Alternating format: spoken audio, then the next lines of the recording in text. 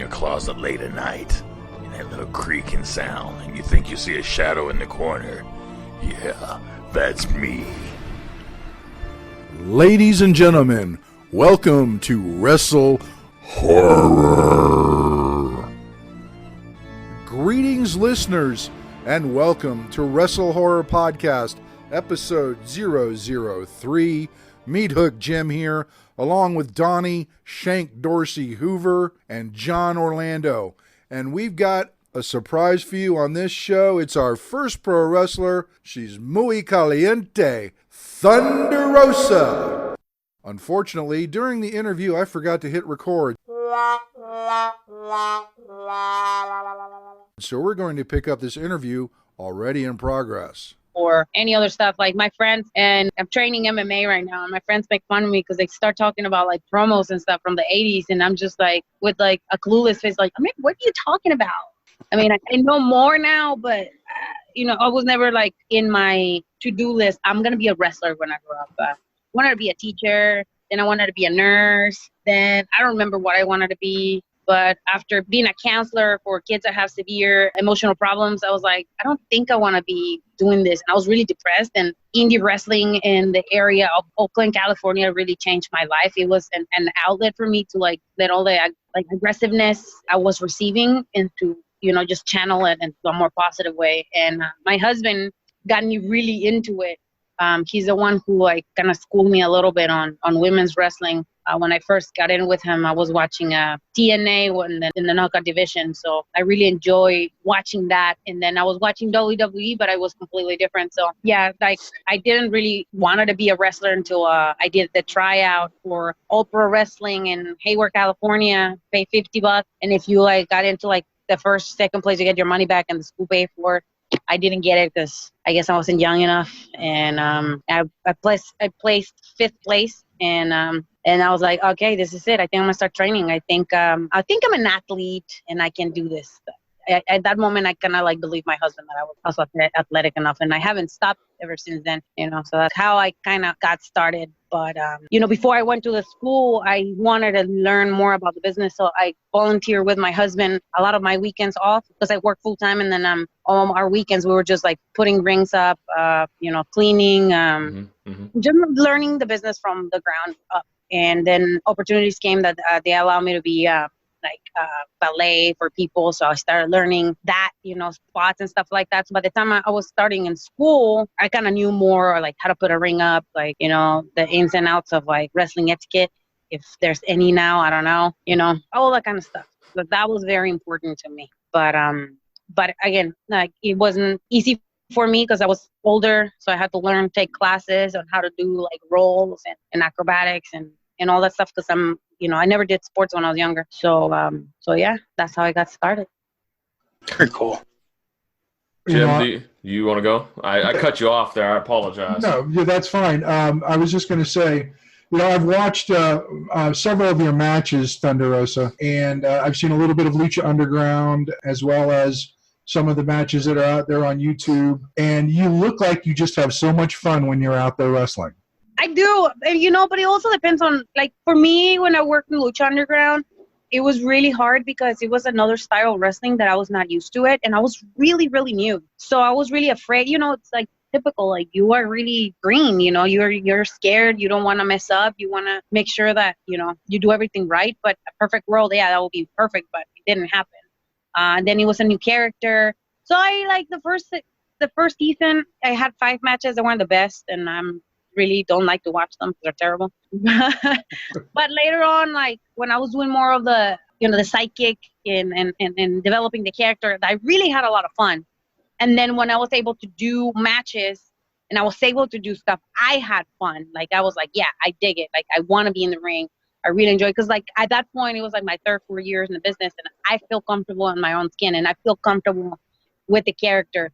I mean, I feel very comfortable now with Thunder Rosa. Like when I first went to Japan, I was very nervous. Again, I was very, very new. I had no experience. They just threw me with the wolves and orale, you got to learn. You got to learn the style and you got to learn the language or you're going to die, and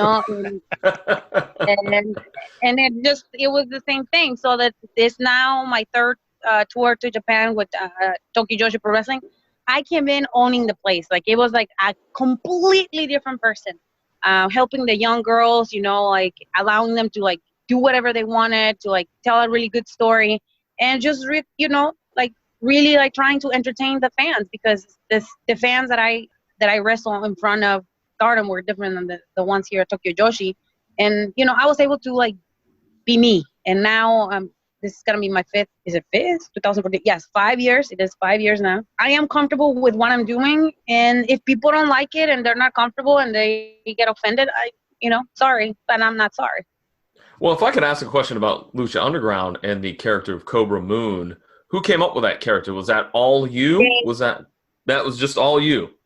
No, they did. They came up with the character. They gave me the skeleton, and it was like, okay, take off with the character. Like, we want this, but you can do. I mean, they give me like some sort of like leeway on what I can or cannot do, right? Okay. So yeah, that's why you see it the way that you see it. And it was like they wanted to make it like super gimmicky, and they wanted to be snaky moves and like all that kind of stuff. So it was a challenge because I'm not used to that, but I think I did a pretty good job, given the fact that I wasn't wrestling a lot, and when I was coming out, the fans really enjoyed me being outside with the boys. Very cool. I have a question about the Lucha Underground. You said that your character was kind of gimmicky, and being a promoter, I'm a promoter for a promotion here in Columbus, Ohio. What are your thoughts? And I just like to pick wrestlers' brains to try to learn. What are your thoughts on how Lucha Underground is more story-driven, with like behind-the-scenes storylines and all that, and not just all wrestling?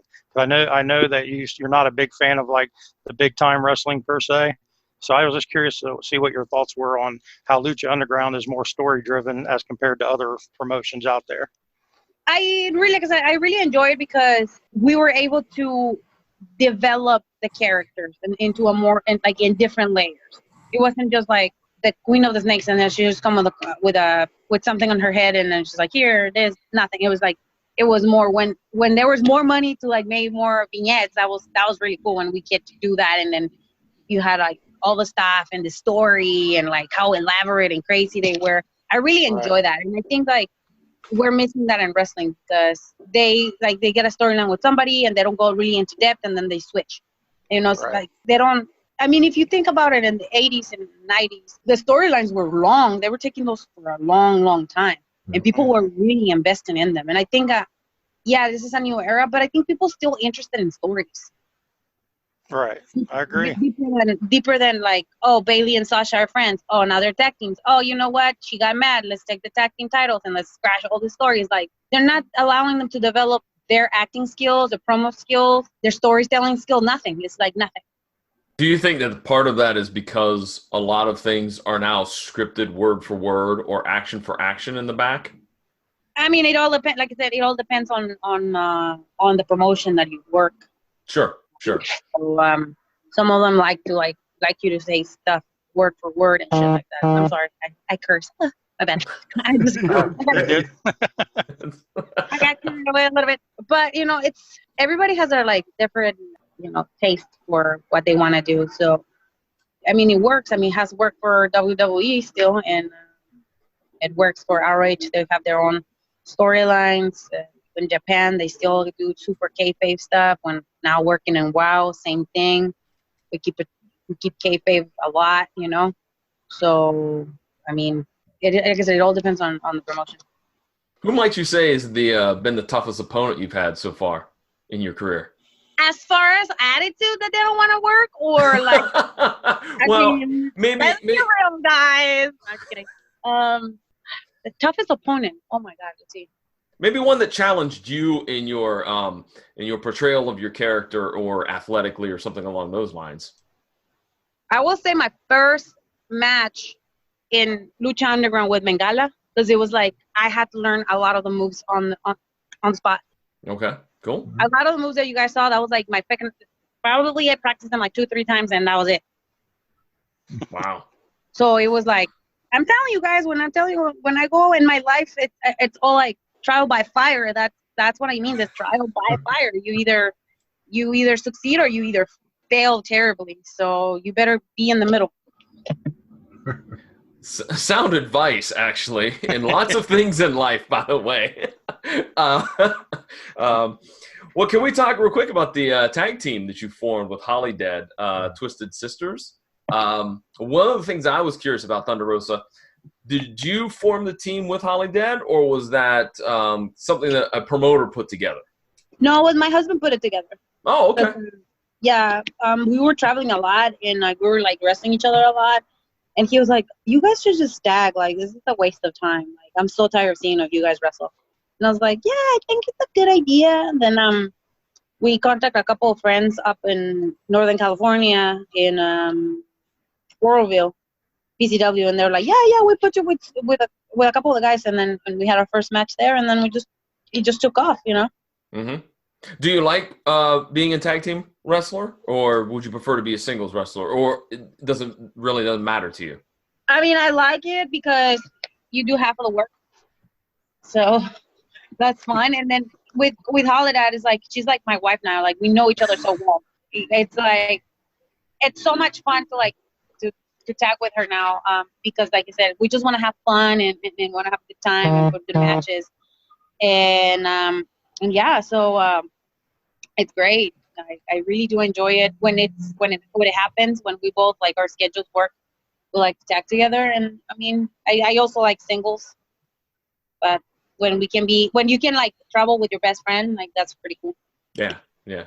Well, my question for you, and this is a question I pose to a lot of wrestlers I've spoken with or met over the past few years. Do you like playing the heel or the face? It all depends on the promotion, man. Okay.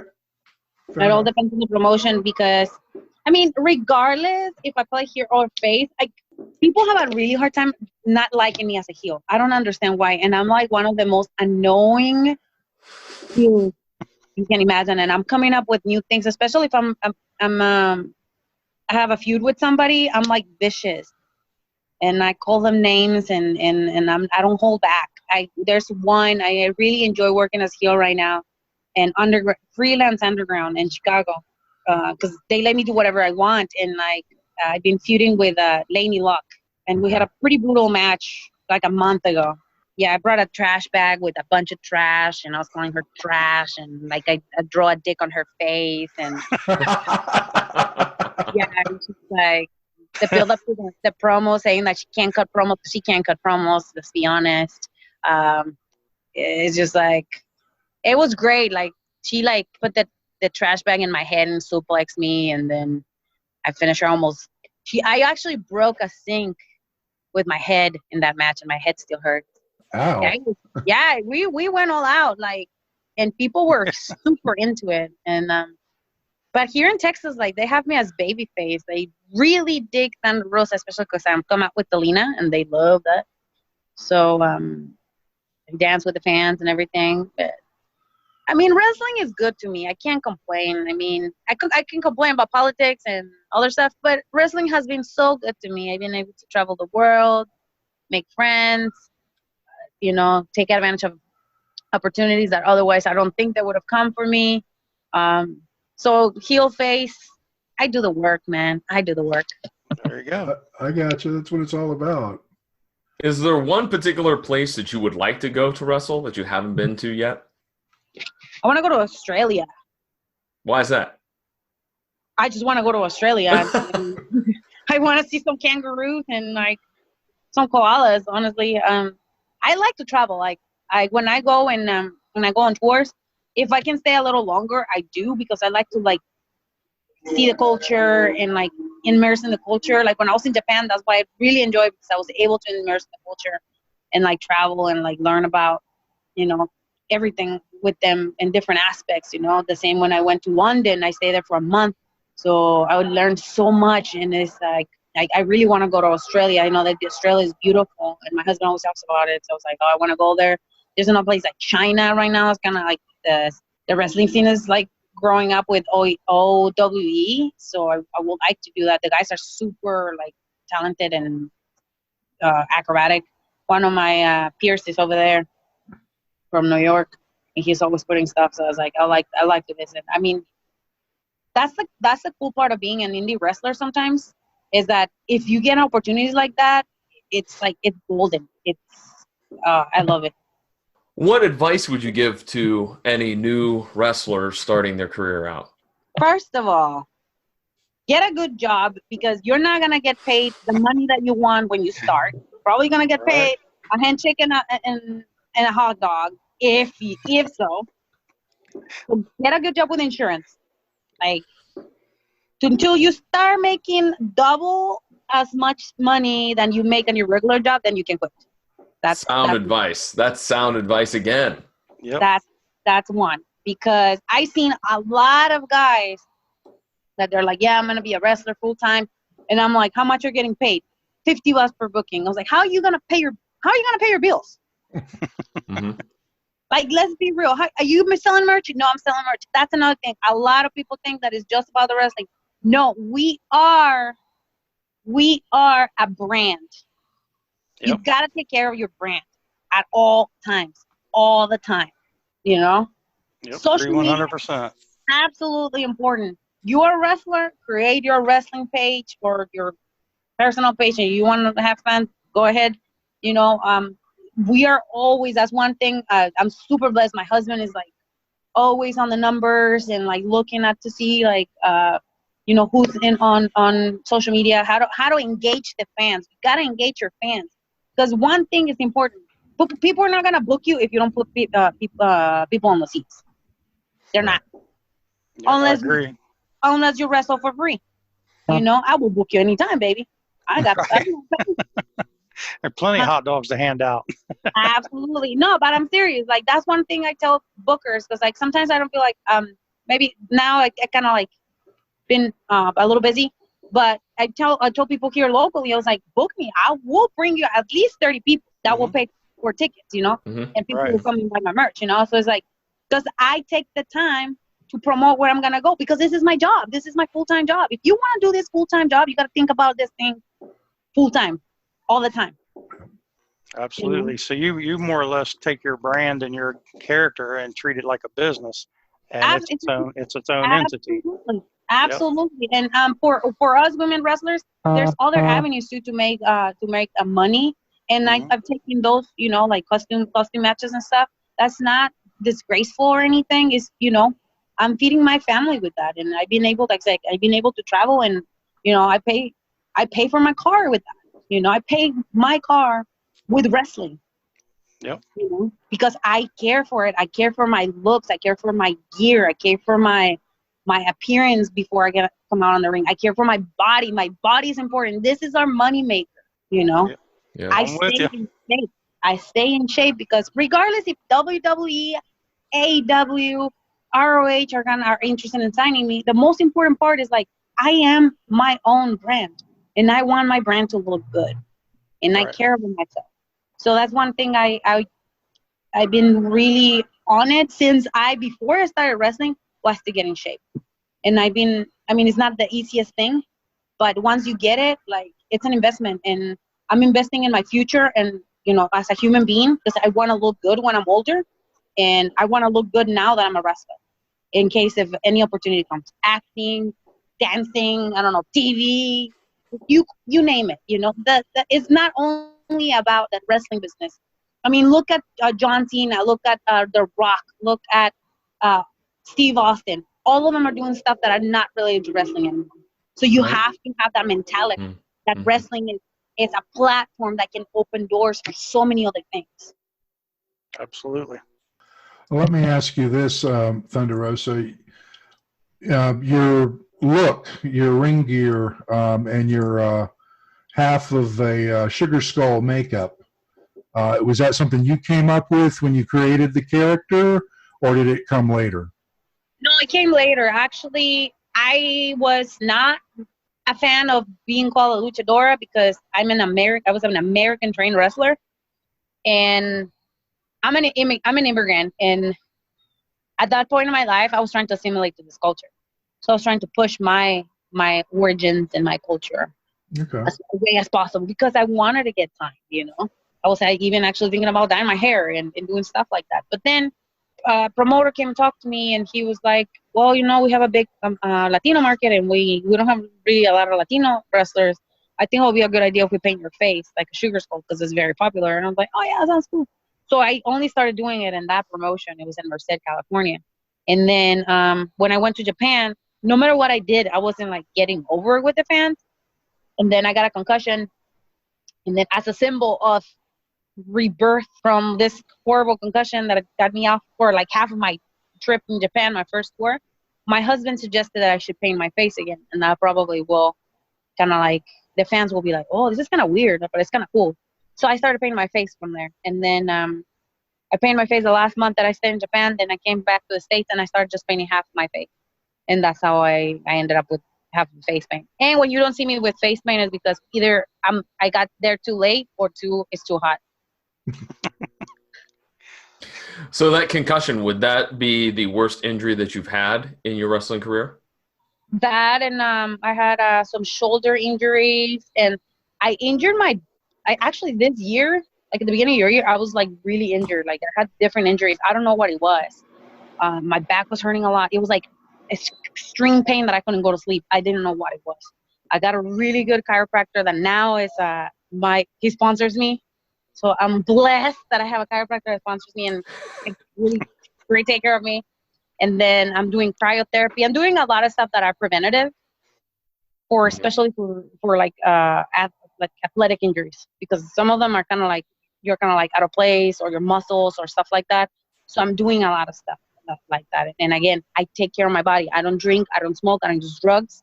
When I'm injured and I still have to work, I have to work smart, not hard. You know, I want my career to last as much as possible, you know. But yeah, it's like I think something with my rotator cuff got me out. Like I heard it pop, and it was like so painful to lift my hand, my neck. Like it was pretty bad. My knee and a dive out. I still have like a little. It's like a bruise, but I don't know what it is.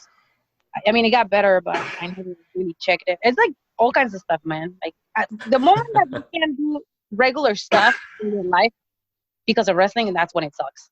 Gotcha. Gentlemen, do you have any other questions there? I do have one. Okay. I'd like to switch gears a little bit because we are called WrestleHorror, and you do tag with Holly Dead as the Twisted Sisters and stuff. Do you have any kind of horror background? Are you a fan of horror or haunted houses or anything like that? I like haunted houses here, but my son is like super scared of them, so we can't take him because he cries when he goes. Sounds like my wife. It's really funny. My husband and I were like dying, and he's like, "No, just take me, please. I don't want to." Horror movies. I really like horror movies, and when I was a teenager, I used to watch a lot of them. My earliest recollection of a horror movie was Child's Play. I was terrified of Chucky. Oh my Lord, yeah. Terrified, man. My cousin used to have like one of those dolls at her house, and I will not go to sleep. I have a life-size version of it up in my closet in my bedroom. My wife won't let me get him out of the closet. No, that's terrifying. My friend from Japan, he actually bought a Chucky, like the regular one and the box. Oh, yeah. And he made a Instagram page for it, and he has more followers than I do. What? Well, no, I'm serious. Yeah, he travels with him. He takes pictures in like different cities. And I'm like, dude, you're freaking nuts. And then he got this one from The Exorcist, like the live doll, like the one from the movie. It's horrible. Oh, he's always like, oh, this is so pretty. Like, Jesus Christ. Those are the two movies that are always like, even when I watch them now, I'm still. Well, not Chucky, but at least The Exorcist. I'm terrified of that movie still. All right. You know, I've been scrolling through your Twitter feed, and there's one meme or it's a little GIF that's on your feed, Thunder Rosa, that just tickles me, and I'm sure that this guy regretted it, but it's the one where you slap him across the chest because he asked for a kiss. Oh, my God, yes. No, he didn't actually ask for a kiss. I was chopping a wrestler. Okay. I was holding him because I was saying beso, beso, because I was like acting like I was gonna make out with him, and I hit him super hard. Then he got rolled out of the ring, and then I started yelling beso, and then the other guy was drunk, and he really thought I was gonna kiss him. he got a surprise. Yes, I think he told the promoter that his skin kind of like, I broke his skin. That's what happens when you come to a lucha show. That's right. That's right. I get a kick out of that because it's just the whole, the way you're acting and what he's expecting, and then that chop across the chest. It's like, yeah, that's gonna hurt. Yeah, he will remember me. That's for sure. Well, is there any upcoming matches or upcoming promotions that you're going to be in the next few weeks, Thunder Rosa, that you'd like to let everybody that's listening and watching know where you're going to be? Yes, I'm actually returning to San Diego, California, to Baja Stars USA, where I'm still a champion. I've been a champion for 2 years, but I have never been there since I became champion. So I'm going to be there tomorrow, and I'm super excited because San Diego is where I grew up. That was the first city that I actually moved in when I came to the United States. So my family's there. Everybody's gonna come to the show. It's gonna be fun. So if you're in the San Diego area, come down. Then I have Nación Lucha Libre in Mexico City. It's our first show, and we're beyond excited because it's a new thing that Alberto Del Rio and Chavo Guerrero are working on with new wrestlers. They have around 100 wrestlers that will be working on and off in the company, and I'm really blessed that I'm one of the female wrestlers that will be working there, and I'm beyond excited because I haven't wrestled in Mexico City for over 3 years. So I love Mexico City. I think it's so much fun. And then I'm going back to San Francisco for West Coast of Wrestling. And then I'm wrestling Ariel Monroe, one-on-one for the first time. So it's going to be very good. And I think those are the ones that I have soon. And then I'm going back to Canada, on Vancouver on the 20th. I'm super excited. That's another Lucha Libre Espectacular. So it's all like Lucha Libre tacos, margaritas, cervezas, everything. So it's going to be really, really fun. Cool. Jim, did you have something you wanted to say? No. I'm just I'm listening, absorbing everything that you say. I thought you wanted to say something. That's why I was throwing it over to you. Well, Thunder Rosa, is there anything else that you'd like to say to the fans here? I know we're getting up to about a half hour here. We kind of probably want to start wrapping things up. So is there anything you want to tell the fans out there? They can follow me on Thunder Rosa 22 and Instagram and Twitter. Thunder Rosa 2 on my like page. I will be posting my new merchandise because that will be dropping pretty soon. And I have old shirts that people always ask me for. Hopefully in the next couple of weeks, big news are coming up about Thunder Rosa and what is she going to be doing. I'm really excited about it. And I can't wait to tell the world, but I have to wait to tell the world. But yeah, everyone's going to be like, what? Well, make sure you let us know about it. We'll get it out I will. there for You know, I will post it on social media. You guys already know that.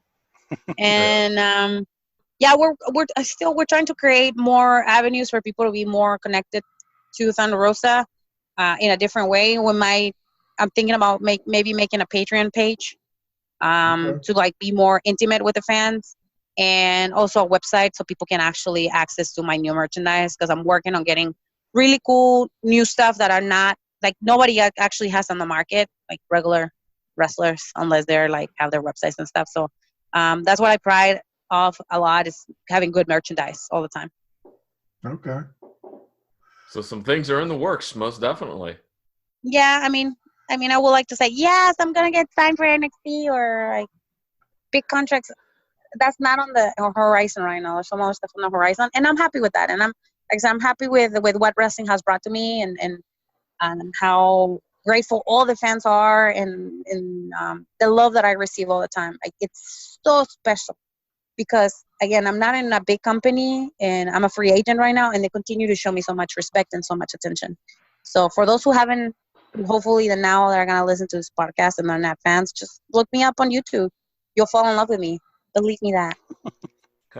All right. Jim, you want to wrap things up here? Yeah, I am going to just say, Thunder Rosa, thank you so much for taking some time out away from your family to talk with us here on WrestleHorror, to give us your insight on the business and advice That's what this podcast is all about. We're just trying to bring information to the masses.